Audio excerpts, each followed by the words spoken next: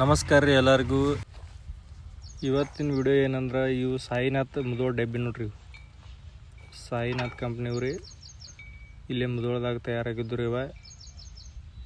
ಇವು ಕೊಡೋದೈತೆ ನೋಡ್ರಿ.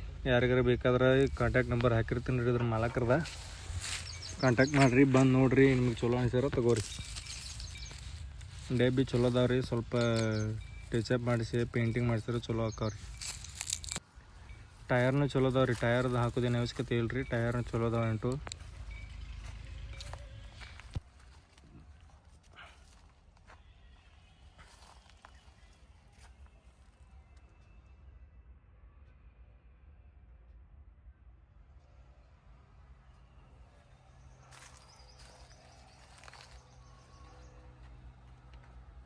ಇದು 2ನೇ ಡಬ್ಬಿ ನೋಡ್ರಿ.